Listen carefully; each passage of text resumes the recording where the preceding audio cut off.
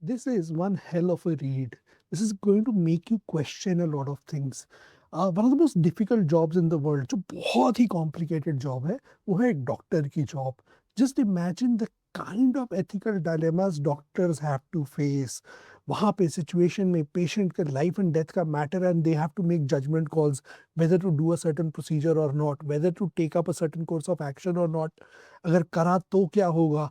And we are always as human beings we are wiser in hindsight. अगर कुछ action ले लिया तो उसके रिपरकशंस क्या होते हैं वो सोचना itself the moral guilt that doctors have to carry at times काफी मुश्किल हो जाता है. Author इस केस में in this particular article talks about the field of bioethics, and he talks about how bioethics has become a field in itself, how in America for being a department which was only present in 1% of hospitals, now bioethics is present in 97% of hospitals in America.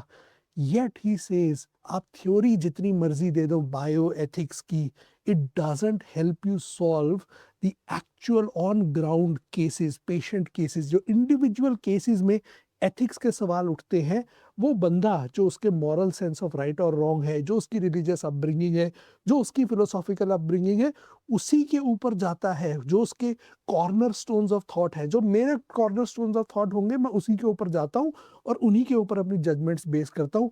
Bio ethics तुमने theory जितनी मर्जी बना दी, practical real world में help नहीं करती. ये in this particular case is the view point of this doctor who explains through his own experiences. और काफ़ी ज़्यादा ये एक ऐसा आर्टिकल है जो वहाँ पे ऑथर अपने एक्सपीरियंसेस से बताएगा तुम्हें कि क्या रियल वर्ल्ड प्रॉब्लम्स आती हैं. एट टाइम्स एथिक्स की किताबें आपको हेल्प नहीं करती रियल वर्ल्ड डायलेमा सॉल्व करने में. ये एक ऐसा आर्टिकल है. इस आर्टिकल में तुम्हें बहुत सारी टर्म्स मिलेंगी, बहुत सारे फिलोसॉफिकल थॉट्स मिलेंगे. उनको प्लीज एक्सप्लोर करो, समझो. जब करोगे तब तुम इम्प्रूव करोगे एज अ रीडर. और make sure once you read this article you go through its analysis on readlight.in and check how much of this article did you truly comprehend.